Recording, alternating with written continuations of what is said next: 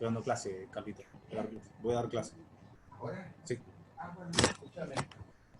Bueno, juntémonos en algún momento, llamarme por teléfono. Porque ahí confirmaron el 21 de marzo, no es un cronograma.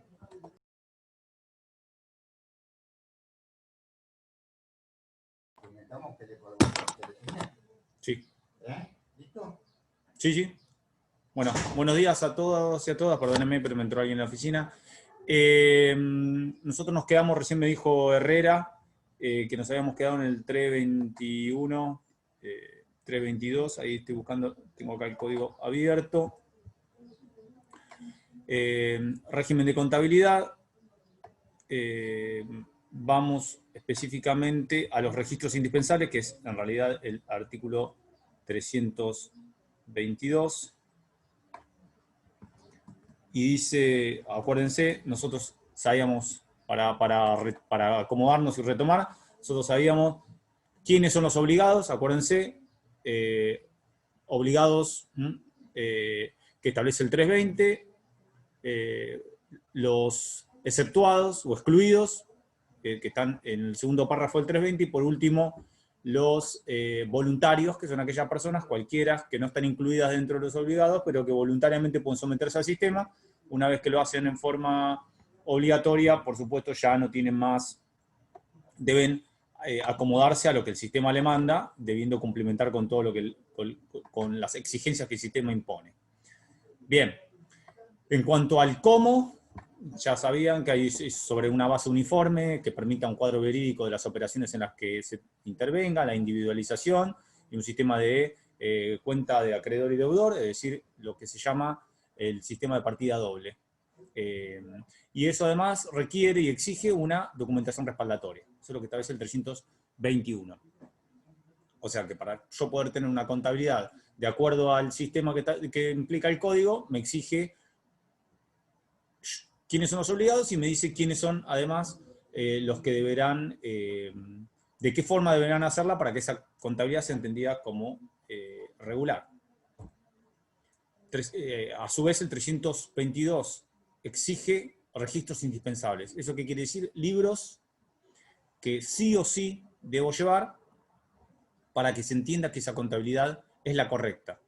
Es decir, en esos libros, ¿cómo los voy a tener que hacer? Los voy a tener que consignar con la base uniforme del sistema partida doble. ¿Estamos de acuerdo? Pero los registros son los obligatorios que tengo que llevar. ¿Y cuáles son? Según el código, en el 321, uno acá, es igual que lo que establecía el sistema del viejo Código de Comercio de Vélez y Acevedo, muy similar, prácticamente sin modificaciones. ¿Qué sería? Primero el diario, el libro diario, inciso A, dice son registros indispensables, dice el Código Civil y Comercial. El libro diario, 1, el 2, el inciso B, el inventario y balances, que es un solo libre, inventario y balance. Ahora lo voy a explicar uno por uno esto, ¿eh? Inciso C es aquellos que correspondan a una adecuada integración de un sistema de contabilidad y que exija la importancia y naturaleza de las operaciones o de las actividades o de las funciones o del giro que vaya a desarrollar. Los que corresponden a una adecuada integración del sistema de contabilidad, 1, y 2, los que exija la importancia o la naturaleza de las actividades que va a desarrollar ese comercio, o ese empresario y cuasi empresario. 3, o inciso C. Y último inciso D, los que en forma especial o especialmente impongan el código o las leyes especiales. Tendríamos entonces cuatro categorías de libros indispensables o registros indispensables que ahora se las voy a explicar. Primero es el libro diario. El libro diario es un... ¿Se me escucha bien ahí, no? Ah, me quedé con la cabeza. Vamos. Mejor que nunca. ¿Mejor que nunca? Sí, no se traba nada hoy, profe. Qué bueno.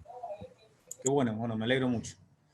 Le decía, el libro diario es un registro donde lo que hace el comerciante es llevar asiento riguroso y cronológico de todas las operaciones en las que interviene, con la cuenta del debe y haber que dijimos, el sistema de Luca Paciaroli, este sistema de partida doble. consignando la persona con la que contrata, el monto de la operación, las mercaderías, ¿no? Va consignando todas las operaciones en las que va interviniendo. Ese es el llamado libro diario.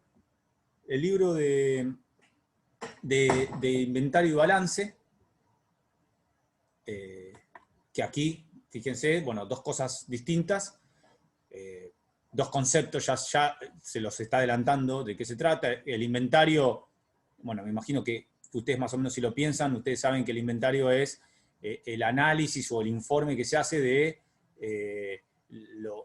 todos los bienes que son parte del activo de la empresa, del establecimiento, o del fondo de comercio, como sea, digo, ahí se hace ese inventario va a ser todo el activo de bienes que posee, desde los bienes materiales a los bienes inmateriales, que son parte del activo de la empresa.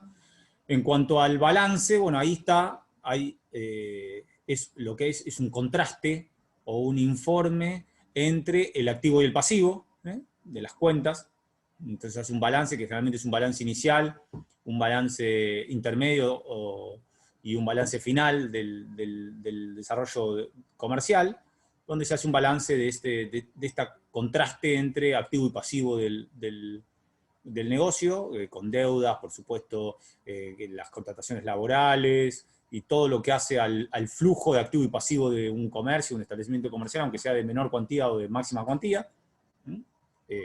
En este libro eso es lo que va a consignar el comerciante, de inventario y balance, de dónde parte en cuanto a los bienes inventariados y su activo, y segundo, la fluctuación entre activo y pasivo en el desarrollo del comercio durante el periodo comercial de que se trate. Entonces, libro diario de las operaciones, libro inventario y balances, esto del activo, y después la confrontación entre activo y pasivo, y ese análisis que se vaya haciendo en el proceso del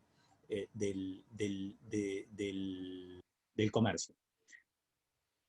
Bien, está claro que, si ustedes ven estos libros, habitualmente se califican con, son estos libros que son como, se les exige una formalidad, que los compran en una librería específica de libros, dice libro diario, que van foliados, ahora lo vamos a ver eso, ¿no? Que cumplen un montón de requerimientos.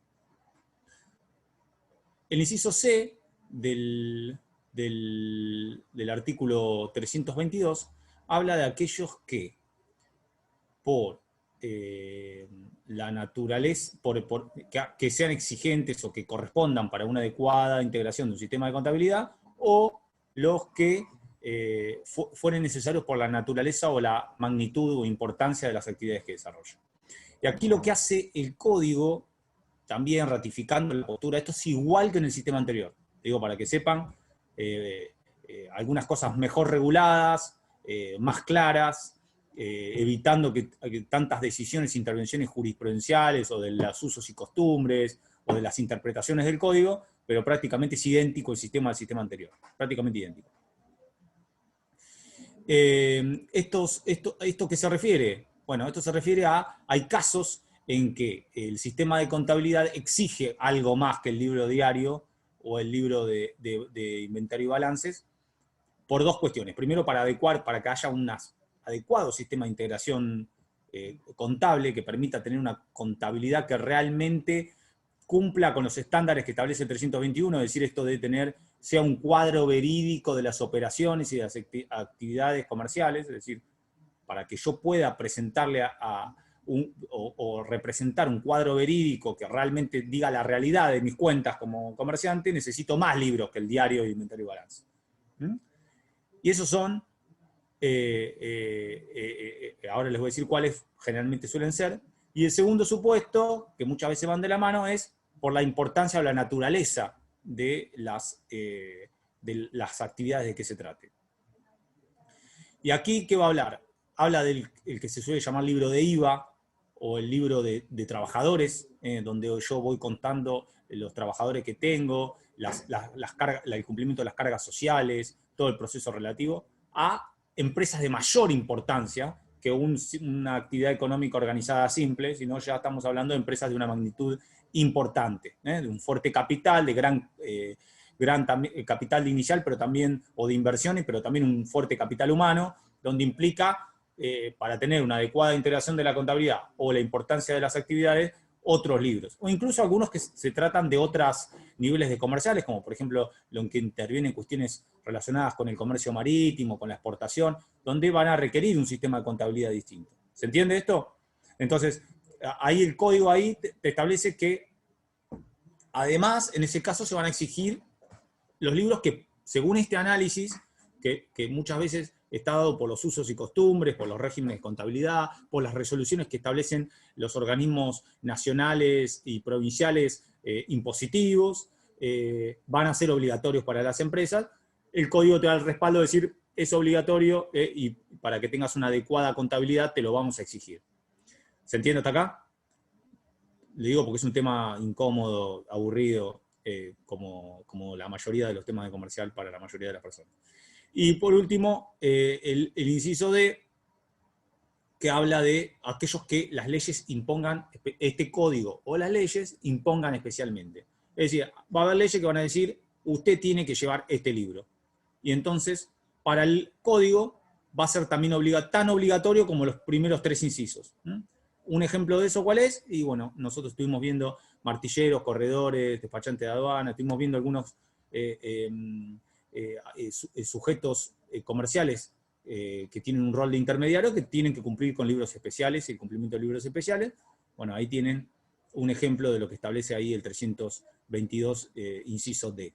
Serían los llamados libros especiales que se imponen, que son estos que le estoy diciendo recién. Esto también estaba consagrado en el sistema del código anterior. ¿Qué significa esto? Entonces, si nosotros lo pensamos juntos, si yo soy un obligado a llevar contabilidad, hasta ahora, si vamos siguiendo el código, para que yo lleve una contabilidad como me manda la ley, que es lo que se llama, la terminología que se utiliza es una contabilidad regular. Para que yo lleve una contabilidad regular o la que me manda la ley, tengo que, primero, usar el sistema de base uniforme del 321, de la doble partida. 2, tengo que usar todos los libros que me exige el 322, perdón, el otro, el 321. Tengo que utilizar todos los libros que me exige el 322, ya sea los 2 primeros o que por una adecuada integración de la contabilidad o la magnitud de mis operaciones o se me imponen libros especiales, tengo que cumplir todo eso para que se me diga que tengo una contabilidad regular o que está adecuada a lo que la normativa me exige. ¿Hasta ahí vamos? Una cosa para agregarle a eso, el 321 te dice que además tenés que tener la documentación respaldatoria. Así que a cada asiento que yo haga en todos esos libros que tengo que tener, sí o sí, como me exige la ley, además le tengo que incorporar la documentación que tiene que estar correctamente archivada, después vamos a ver que es en el domicilio del titular de la empresa o el que realiza la actividad económica organizada. Por lo tanto, tengo que tener además la documentación que respalde lo que estoy diciendo. Es decir, si llega adelante una compra-venta, un contrato de compra-venta que generó activos y pasivos, tiene que además en esa operación constar el contrato de compra-venta que firmé con la contraparte. ¿Hasta ahí vamos? Bien. Perfecto. Ese es el 322 en cuanto a los registros indispensables. Ahora, el 323 y 324 son lo que en el viejo sistema, en el sistema del código de Vélez Acevedo, nosotros denominábamos, que eran el viejo artículo 53 y 54, nosotros denominábamos requisitos intrínsecos y extrínsecos de la contabilidad. Requisitos intrínsecos y extrínsecos. ¿De qué hablan acá el 323 y el 324? Bueno, el 323 y el 324 me van a decir, bueno, ya sabemos quiénes son los sujetos. Ya sabemos cómo se tendrán que hacer. Ya sabemos de qué manera, con qué libros y cómo tienen que ser los libros. Ahora vamos a saber qué deben cumplir, cómo la debemos llevar, qué deben cumplir esos libros para ser para entender que la contabilidad es regular. Es decir, cómo los tengo que llevar yo a esos libros. Y el código, como decía recién, son lo que antes se llamaban requisitos extrínsecos o intrínsecos. ¿Qué significa esto? Intrínseco viene de propio de la cosa, de interno, y extrínsecos de exógeno, de exterior. Es decir, algo que no depende del propio libro o del propio sujeto obligado. Entonces, ¿qué va a decir? ¿Cuáles son los intrínsecos? Son los regulados en el 324, que los regula como prohibiciones. Es decir, ¿qué es lo que yo como empresario, como personas, como autoridad de la persona jurídica privada o como titular de la actividad económica organizada, tengo que llevar adelante? Y por eso está regulado en forma de prohibiciones, es decir, ¿qué no puedo hacer con los libros mientras los voy llevando en mi tarea de llevar la contabilidad? Bueno, y acá lo dice el 324, como le decía recién, lo dice con claridad. No puedo alterar el orden de los asientos. O sea, si tuve una operación un lunes y otra operación el martes, tengo que llevar el orden cronológico. No puedo alterar el orden en que los asientos se tienen que hacer. 2, no puedo dejar blancos, inciso B, mejor dicho, no puedo dejar blancos que puedan utilizarse para intercalar o adicionar un asiento, o lo que se llama asientos adicionados. Si no puedo dejar un blanco y decir, bueno, mañana altero el orden y pongo uno en el medio. Esto es lo que manda la ley. No puedo interlinear, raspar, enmendar, tachar. No puedo tachar un asiento, o enmendarlo, o tacharlo, o interlinearlo. Y esto está pensado obviamente volvemos a hablar, para hablar de la rigurosidad y la formalidad de ese libro que estoy llevando en la contabilidad. Si yo me equivoco, puedo tener una equivocación o puedo tener un error, lo que tengo que hacer es lo que se llama vulgarmente en el sistema de la contabilidad el contrasiento, es decir, aclarar y hacer un contrasiento diciendo que en el asiento tal tuvo una confusión y explicar la nueva operatoria y cómo enmendás el error. ¿Estamos? Lo que no puedo hacer es, como decíamos recién, ni tachar, ni enmendar en el momento, ni raspar, ni interlinear, etc. Bien. No puedo mutilar, por supuesto, el libro, arrancarle hojas, cambiar la cuadernación. Y al final, el artículo 324, con criterio, dice cualquier otra circunstancia que afecte la inalterabilidad de las registraciones, que son uno de los principios centrales de los libros, deben ser inalterables, porque si yo los altero, la validez, lo que se está persiguiendo con este 320 al 331, caería en desuetudo, no tendría ningún tipo de sentido si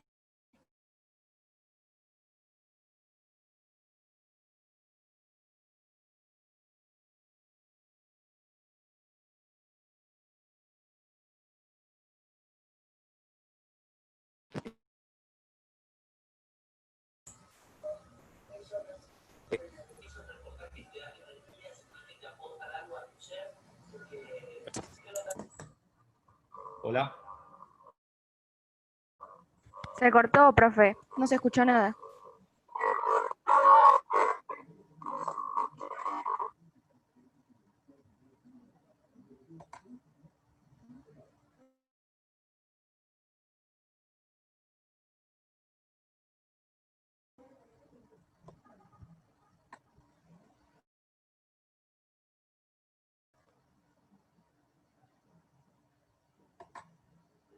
Hola, ¿ahí me escuchan?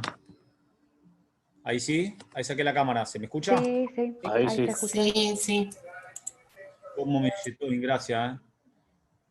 ¿Por qué no le desea suerte a Boca ya que está en la Libertadores? Así pueden salir campeones de esa copa que hace tan poquito que la ganaron. Escuche, ¿dónde me quedé? ¿Hasta dónde escucharon?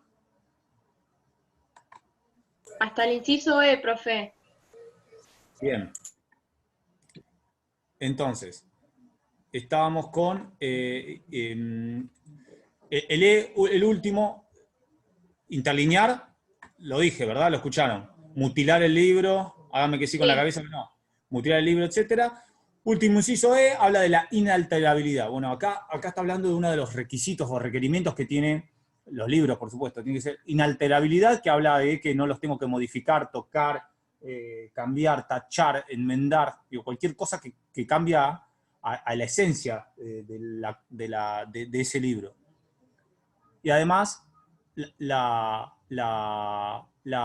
completitud, que va a ser un requisito que está relacionado vinculado con la documental. El libro se siente, es completo cuando tiene el reflejo o el respaldo documental de cada una de las operaciones. Bien.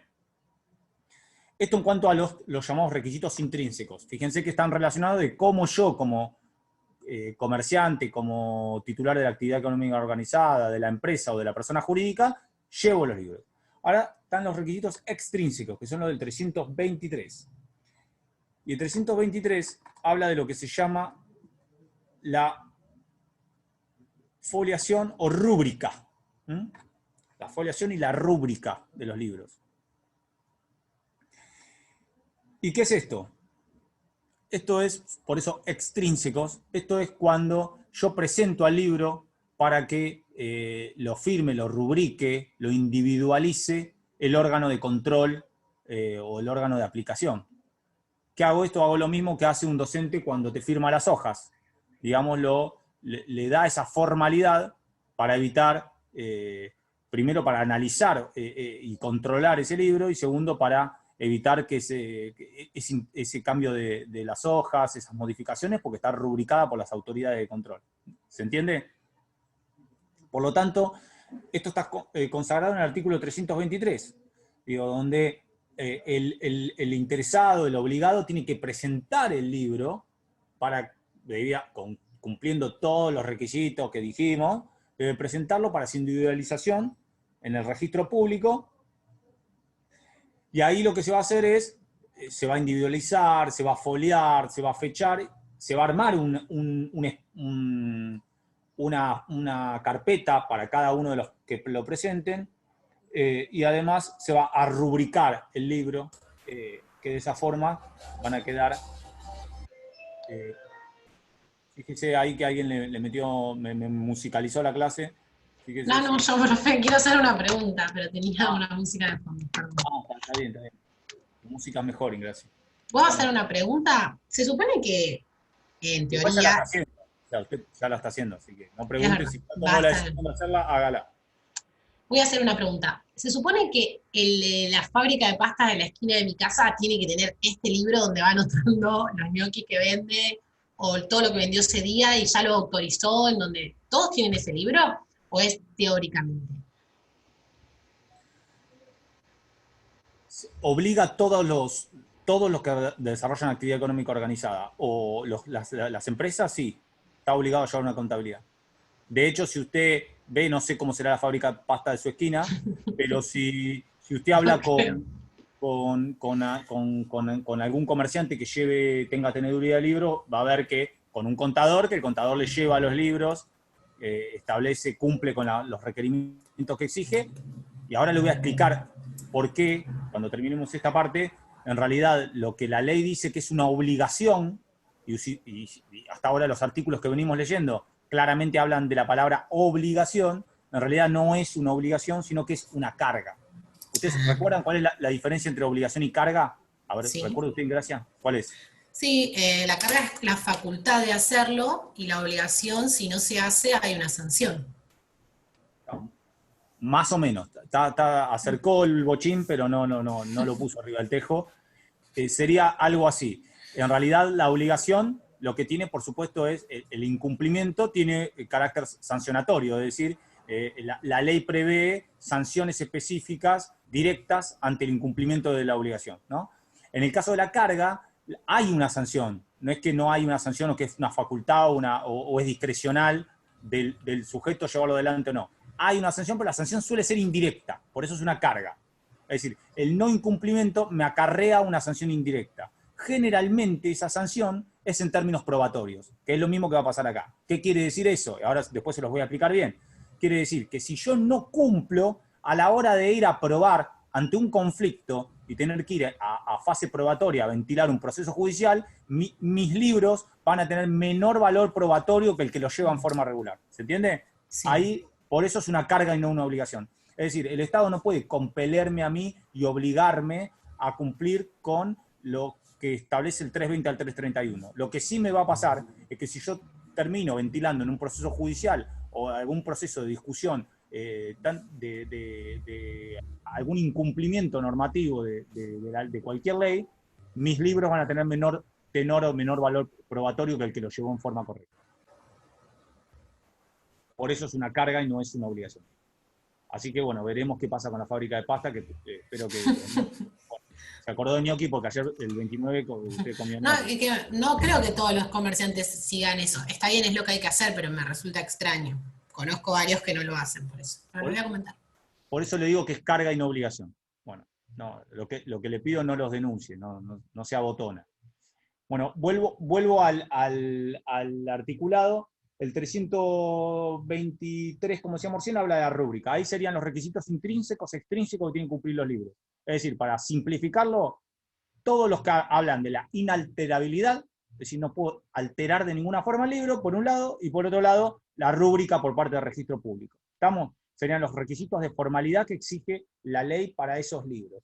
Ahora, entonces, nosotros si analizamos el articulado, podemos decir que si yo quiero llevar la contabilidad en la forma que corresponde, si soy un sujeto obligado, tengo que llevar los registros obligatorios del 322, que lo tengo que hacer a través del sistema de base uniforme que me establece el 321, y que esos libros los tengo que llevar de la forma que me establece el 323 y el 324, requisitos extrínsecos y intrínsecos. Y además tengo que tener la documentación respaldatoria. Ahí sería llevar una contabilidad regular. A eso hay que adherirle, por último, lo que establece el 325. El 328, creo que es. 328, la conservación.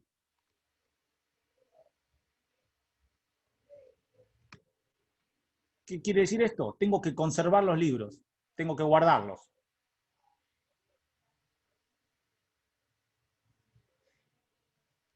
Dice el 328 que salvo que las leyes especiales impongan algún tipo de plazo superior, el plazo es 10 años. 10 años a partir de cuándo los tengo que conservar a los libros. Si es un libro de estos, de los registros del 322 que vimos recién, a partir del último asiento tengo 10 años. Y si el último asiento, 10 años de conservación. Si son los otros, los del inciso C, desde la última anotación, que es lo mismo, anotación, asiento, es similar. Y en el caso de la documental, 10 años desde la fecha. ¿Estamos?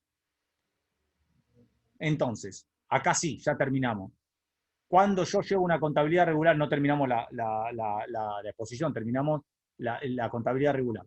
Entonces, contabilidad regular del sujeto obligado es la base uniforme y la documentación respaldatoria del 321, los registros del 322, el modo del 323, 324 y la conservación de los libros del 328. Todo eso, si incumplo de alguna forma, es que tengo una contabilidad irregular. ¿Estamos de acuerdo? Si la cumplo todo lo que dice, tengo una contabilidad regular. Bien. Perfecto. Vamos a algunas consideraciones antes de pasar a la parte probatoria, que es quizá la más importante. Bien. Acá hay una incorporación que hace los demás artículos, el 325, que habla de dónde tiene que estar el libro, que es en el domicilio del titular. Bueno, eso lo pueden leer, no tiene gran complejidad. El 329 incorpora un criterio que ya estaba algo en la práctica y estaba consagrado y aplicado en forma analógica de la Ley de Sociedades Civiles y Comerciales de 19.550, que es la posibilidad de utilizar métodos magnéticos o electrónicos para llevar adelante la contabilidad, con sistemas específicos para llevar la contabilidad. Es decir, en vez del libraco ese que te compras en la librería que dice diario, inventario y balance. Y acá el 329 establece un sistema. Dice que el titular puede pedir al registro público la autorización de sustituir esos libros por sistemas mecánicos, magnéticos o electrónicos, siempre y cuando, por supuesto, permitan cumplir con el articulado, es decir, con esto de la individualización de las operaciones y el sistema de Luca Paciaroli, es decir, partida doble de cuenta de acreedor y deudor o debe y haber. ¿Estamos? Entonces, puede sustituir a pedido y autorización del registro público que cambiar los libros por un sistema electrónico o magnético. Puede también pedir conservar la documentación en sistemas magnéticos o electrónicos, como los escaneos o las digitalizaciones. Fíjense, imagínense que si hoy en día no sé, la mayoría de los espacios públicos manejan informaciones que son digitalizadas o magnéticas, ANSES, la universidad o cualquier otro que se les pueda llegar a ocurrir, con información tan sensible como el trabajo de toda la vida de alguien o una historia clínica en alguna entidad pública de salud, imagínense que mucho más podrá hacerse en el caso de un comerciante, siempre y cuando los sistemas cumplan determinados requisitos. Entonces se pueden modificar tanto la documental como el libro, pedirle al registro público que habilite al titular de la empresa o el comerciante para que se haga por forma electrónica o magnética. ¿Estamos hasta ahí? Ahora, ¿cómo se hace esto? Bueno, el registro público, yo lo que tengo que hacer es presentar una adecuada descripción de cómo es el sistema que voy a tratar de utilizar. Tengo que acompañar dictamen técnico de especialistas, tantos contables como informáticos, diciendo que en ese dictamen técnico, tanto de contador como informático, pedir autorización para que me dejen utilizar así una resolución del Registro Público de Comercio que me lo habilite. El único libro que debo seguir teniendo en forma física es el de inventario y balances. Un ejemplo de qué quieren, Gracia. A ver, cuénteme. De pasar lo de las máquinas registradoras que dice que son fiscales y eso, como pasar de papel al sistema electrónico de factura, por ejemplo. Claro, en realidad no confunda, que obviamente es lógico que pueda generar confusión con las cuestiones más impositivas de impuestos y que a veces tienen conexión, pero no lo son tal. Pero sí, todos los sistemas, esto pasa mucho en muchas empresas, sobre todo de mayor magnitud, e incluso también en actividad económica organizada, pequeñas empresas, de empresas familiares o pequeñas pymes, que utilizan la informatización de todo, tanto de la documental como del proceso de los libros, o incluso a veces contadores mismos que tienen la información de esta manera. Siempre con la habilitación, por supuesto, como decía yo, de la figura del contralor. ¿Y cómo es que habilita? Bueno, hay un dictamen técnico que es aceptado. Lo que va a buscar, y lo dice el artículo también, es que sí o sí tiene que estar clara la inviolabilidad, verosimilitud y completitud del sistema. Inviolabilidad o inalterabilidad que vimos antes, verosimilitud, que sea verídico, inviolable, que obviamente el sistema, tanto de dictamen técnico de informático como de dictamen técnico de contador, nos digan que el sistema es inviolable, que no puede ser pervertido, ni modificado, ni alterado, que el sistema además es verídico y va a reflejar las operaciones como corresponde, respetando todo lo que dicen los articulados, y por último, que la completitud, que el sistema es completo y que me va a permitir tener correctamente la documental que corresponde a cada una de las operaciones. ¿Entiende? Y entonces, de esta forma queda consagrado el sistema, que tiene que estar aprobado y autorizado por la autoridad de aplicación, que en este caso es el registro público. Bien, vamos a, antes de hablar de la eficacia probatoria, que me parece que es quizás el tema más saliente, quizás como es complejo lo veamos en la próxima clase, y pasemos después a la transferencia a fondo de comercio, que es el otro tema que van a ver conmigo. El artículo 331 habla de investigaciones, dice el 331 de la ley.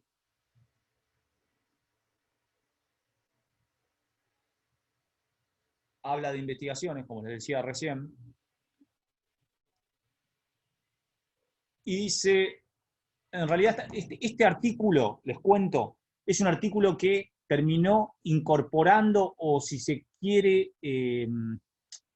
sintetizando todo el sistema que establecía el código anterior respecto a en realidad lo que son exhibir el libro en un juicio. ¿Estamos? Eran muchos artículos que establecían esto. Bueno, el sistema, el 331 metió todos, y los metió, lo mismo hizo el 330, y los metió todos, que prácticamente si uno lo lee no se entiende mucho, por eso lo vamos a explicar, porque viste que cuando haces así un Frankenstein y metes una ensalada de cosas, la verdad que terminás sin entender mucho cuál era el objetivo. pero yo se lo voy a explicar para que ustedes más o menos lo piensen. Estos libros, por supuesto, acuérdense que va a ser central el valor probatorio. Como va a ser central el valor probatorio, lo que establece aquí el 331 es cómo voy a exhibir en juicio esos libros. Porque esos libros, que van a cumplir con la inviolabilidad, la inalterabilidad, la veracidad, la completitud, son propiedad del titular de la empresa, de la persona jurídica o del titular de la actividad económica organizada, y la verdad que no le interesa, son confidenciales, me pertenecen a mí, es de mi actividad económica, y no tienen por qué ser ventilados sin ningún tipo de razonabilidad, ¿no? Si hacen a mi contabilidad. ¿Qué le interesa a todo el mundo saber sobre mi contabilidad? ¿No? Por lo tanto, el sistema establece, y dice el 331, primero fíjense, dice, salvo en lo supuesto en leyes especiales, ninguna autoridad puede hacer pesquisas de oficio para inquirir si las personas llevan o no registros arreglados a derecho. Y esto es por si usted pensaba denunciar a la fábrica de ñoquis, Ingracia, fíjese, ninguna autoridad puede, bajo ninguna forma, hacer pesquisas, a ver si llevan o no registros arreglados a derecho. Esto está relacionado con lo que hablábamos de la obligación y de la carga, ¿eh? Fíjense que ahí ya claramente lo dice.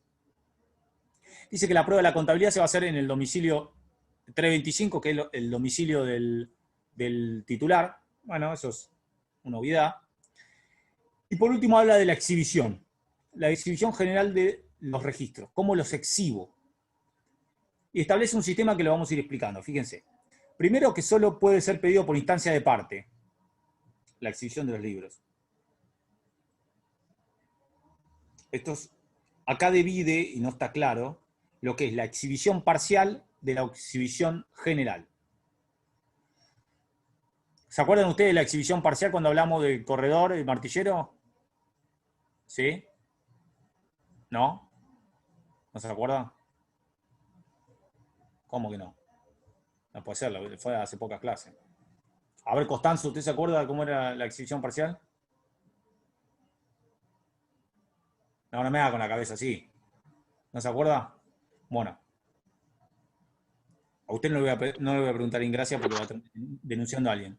Pero para que sepan, la exhibición parcial en realidad se daba, ahora cuando yo se los diga se van a acordar, cuando a pedido de parte o de oficio, en un conflicto, se pedía que se haga una prueba pericial, y venía un perito contador, hacía una prueba de pericia donde extraía ese asiento y hacía un punto de pericia que era presentado en un juicio. Por ejemplo, vamos a suponer, yo tengo un proceso contra Constanzo me compra mercadería, yo se las vendo, tenemos una discusión respecto a una operación en particular, eso no lo podemos resolver en forma extrajudicial, terminamos yendo a un proceso jurisdiccional para resolverlo.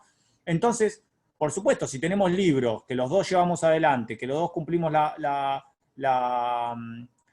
contabilidad regular, yo puedo llevar como prueba, exhibir como prueba, el asiento en mi libro, entonces o puedo pedir que le hagan a ver una prueba pericial al asiento de Constanzo, a ver qué puso Constanzo en esa operación, en su libro, qué consignó él o sus contadores a la hora de llevar adelante esa operación. Puedo pedirlo como prueba, y ahí lo que se hace es, como es una situación en particular de ese libro, se hace un punto de pericia.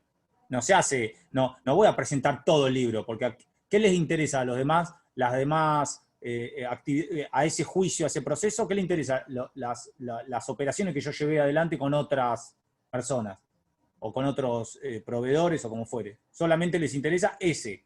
Por lo tanto, no exhibo el libro completo. Exhibo exclusivamente el punto de las operaciones en las que Constanzo y yo estamos enfrentados. ¿Entiende?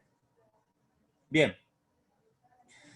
Y Bart, ¿me entiende usted que me mira así como... ¿Me entendió? Ah, no me asuste.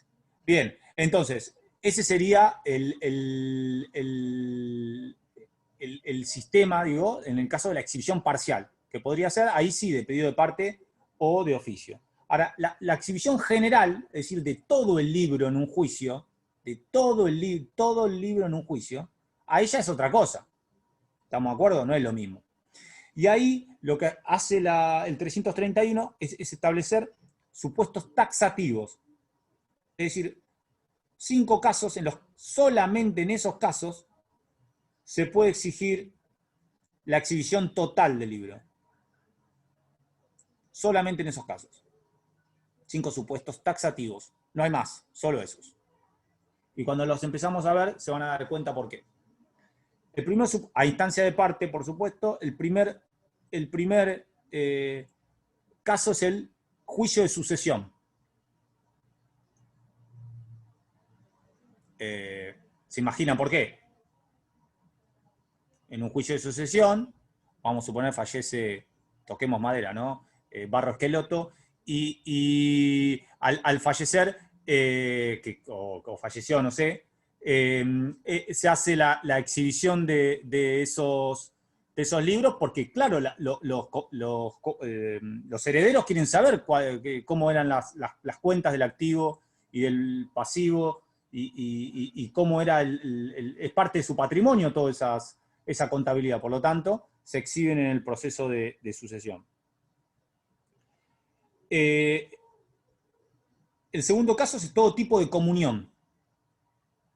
Primer caso, entonces, sucesión. ¿Se entiende por qué sucesión se exhibe el libro completo? Bien. Segundo caso, comunión.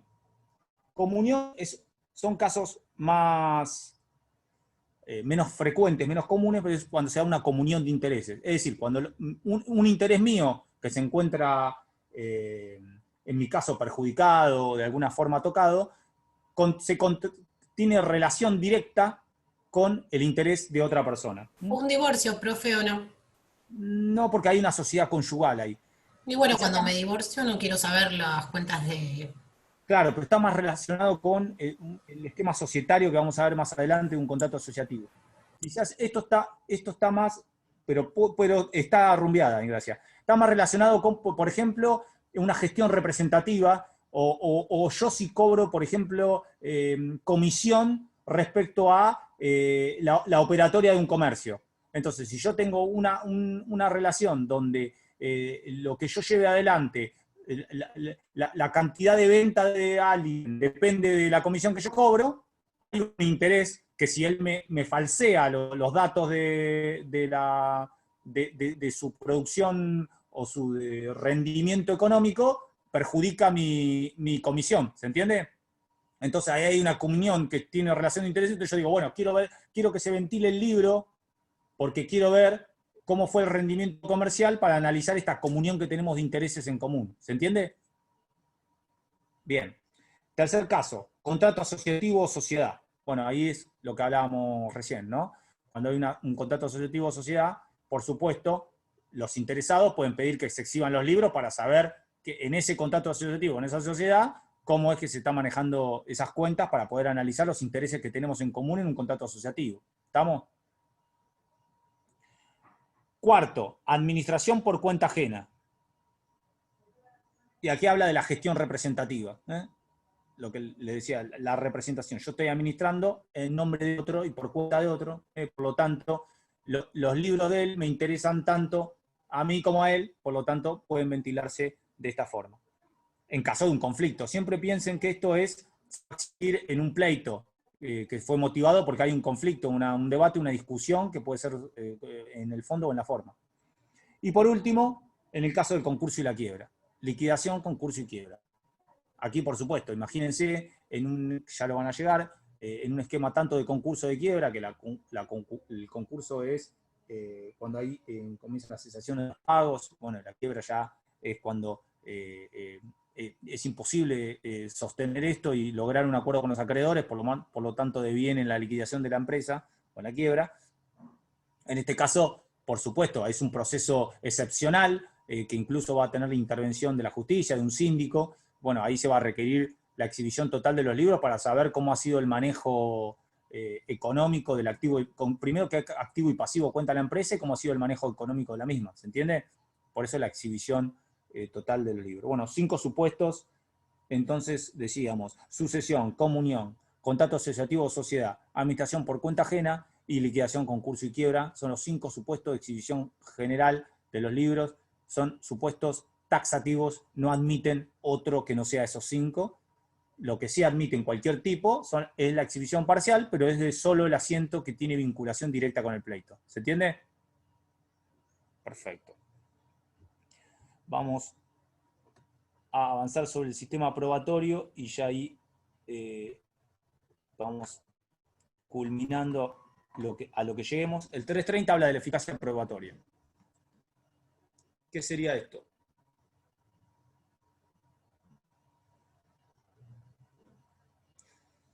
Esto sería cuando el artículo dice, la contabilidad obligada o voluntaria, es decir, los que hablábamos recién, los obligados, persona jurídica privada, actividad económica organizada o titular de empresa, o los voluntarios, todo aquel que no está obligado pero decide voluntariamente imponerse, llevada en la forma y con los requisitos prescriptos, debe ser admitida en juicio como medio de prueba. Esto es central, ¿por qué? Porque en realidad la importancia que va a tener el sistema, como vimos recién, Ingracia, cuando usted preguntó, es que es una carga y es la eficacia probatoria. Es decir, la importancia que va a tener la prueba esta a la hora de un litigio o un conflicto jurisdiccional. ¿Estamos? Entonces, esa importancia que va a tener va a ser central. ¿Y cuál va a ser la importancia? Ahora vamos a ver. Pero en realidad, el que lleve la contabilidad regular, su prueba va a prevalecer por sobre el que no la lleve. Entonces, ahí viene la importancia del sistema. Entonces dice, acá como les decía anteriormente, pasó lo mismo que le dije en el 331. Hicieron una melange de artículos del código anterior, lo que genera que sea medio difícil de entender y leer. Dice el 330, sus registros prueban contra quien la lleva a sus sucesores, aunque no estuvieran en forma, sin admitirles prueba en contrario. ¿Estamos? Es decir, espere que se los leo todo y van a ver. El adversario no puede aceptar los asientos que le son favorables y desechar a los que le perjudican, sino habiendo adoptado este medio de prueba. Debe estar las resultas combinadas que presenten todos los registros relativos al punto cuestionado. La contabilidad obligada o voluntaria prueba en favor de quien la lleva cuando en el litigio contra otro sujeto que tiene contabilidad obligada o voluntaria no presenta registros contrarios incorporados en la contabilidad regular.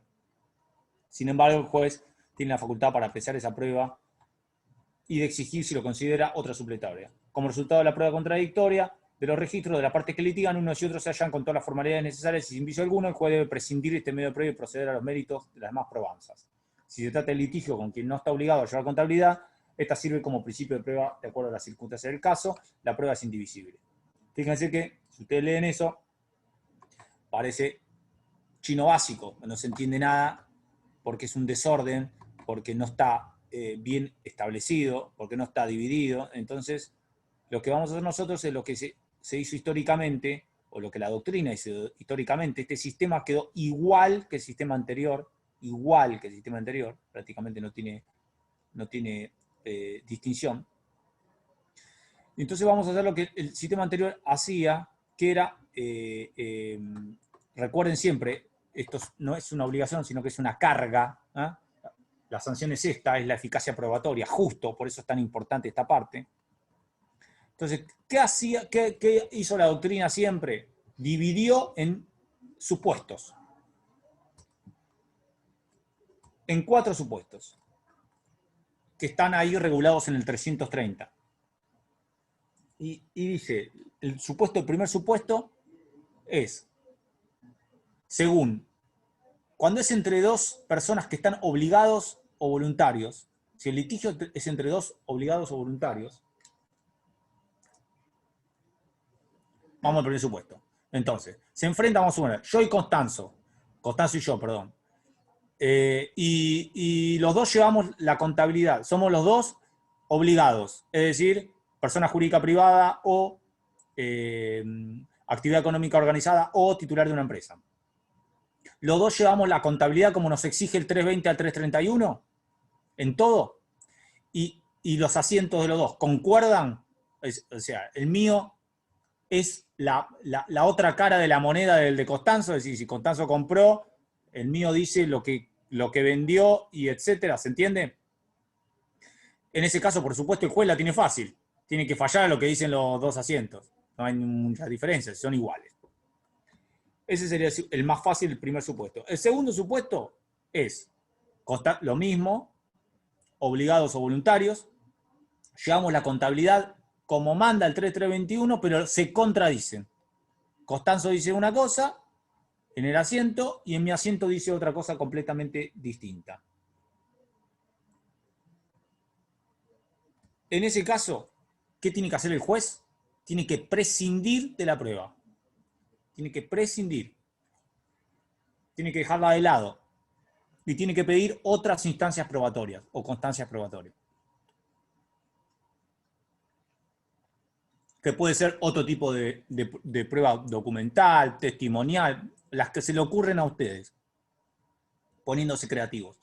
Pero como los dos llevamos la contabilidad en regla y los artículos se contraponen, tiene que sí o sí fallar con otras constancias probatorias. Tercer supuesto. Dos obligados o voluntarios. Los dos llevan la contabilidad en forma, pero en un libro figura el asiento del litigio y en otro no presenta nada. No hay un asiento en el otro libro. Es decir, conflicto entre Constancio y conmigo por un contrato de compraventa. En el mío figura la operación que se lo ve con Constanzo y en el de Constanzo no figura absolutamente nada. ¿Qué tiene que hacer en ese caso el juez? Por supuesto, toma la prueba y examina la prueba. La puede apreciar, no es como en el otro caso que la tiene que desechar y pedir otras pruebas, sino que la aprecia y puede pedir otras constancias probatorias. ¿Se entiende hasta acá? Si contradicen, en este caso no contradicen, el mío dice y Constanzo no dice nada. Cuarto supuesto.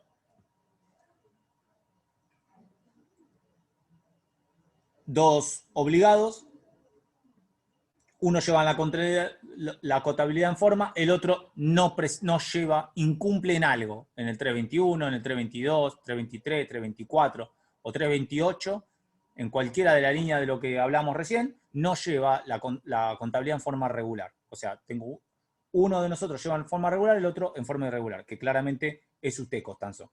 En ese caso, el juez lo que tiene que hacer es falla a favor del que lleva la contabilidad en forma regular. ¿Ah? El que la lleva en forma correcta, pase lo que pase, falla en favor. Diga lo que diga los asientos. Fíjense esto de la eficacia probatoria del que lleva la contabilidad en forma regular al que no la lleva. Fíjense la centralidad, la importancia de eso desde ese lugar. Ahora, el supuesto, el quinto supuesto, ¿qué sería el quinto supuesto en este caso? Sería cuando intervienen una persona que es obligado o voluntario contra alguien que no lo es. Vamos a suponer en este caso. Un conflicto comercial, por ejemplo, entre Ingracia y la fábrica de ñoquis. Ingracia no tiene actividad económica organizada, la fábrica de ñoquis sí, por lo tanto un conflicto comercial que tengan, ¿qué pasaría en etapa probatoria? Bueno, en este caso, el caso de aquel que es obligado y que tiene actividad económica organizada o que es titular de una empresa, va a servir como un principio de prueba.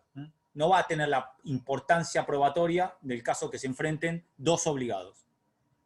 Por supuesto, porque si no pondría en un plano de desigualdad a aquel que no reviste la calidad de obligado del 320. Entonces, para evitar esto, lo que sí va a hacer, no va a tener la eficacia tan importante de prueba tasada como tenía con anterioridad, sino que va a tener una importancia solamente como principio de prueba. Un detalle final que da el articulado, como para terminar, los 5 supuestos, los entendieron, los 5 supuestos. Un detalle final, ahí le digo, y gracias, Pérez, ya se lo doy. Un detalle final, todas las anotaciones, una vez que el libro es permitido como en fase probatoria, todas las anotaciones que aquel que dio el libro, que prueben en mi contra, tendrán valor y yo no podré solamente utilizar los asientos que me beneficien. ¿Qué significa esto? introducida la prueba del libro, yo no puedo decir, yo uso el libro en lo que me beneficia en las operaciones con Constanzo, pero si hay un asiento que me perjudica, lo desestimo. No, introducida esta prueba, todas las resultas, tanto de los asientos que me beneficien como los que me perjudiquen. ¿Se entiende? Bien, haga la pregunta, Ingracia. ¿No copié en el primer supuesto los dos obligados, que todo lo hacen bien, los asientos coinciden, el juez qué tenía que hacer? Y falla, es la más fácil. Sí, pero Falla. ¿cómo falla? Porque coinciden, está todo bien, dicta sentencia. Depende de quién tenga razón. En este caso, tengo razón yo y no Constanzo, porque lo perjudiqué en todos los ejemplos, no voy a cambiar ahora. Pero a la resulta del que favorezca el conflicto, ¿se entiende? Ok, sí. Los 5 supuestos, acuérdense, no es una obligación, es una carga. Estoy a las resultas de lo que diga, por lo tanto no puedo, es indivisible, no puedo hacer que me favorezcan los asientos que me convienen y los que no me convienen que no me favorezcan. Una vez que entró esto, tengo que admitirlo así como son.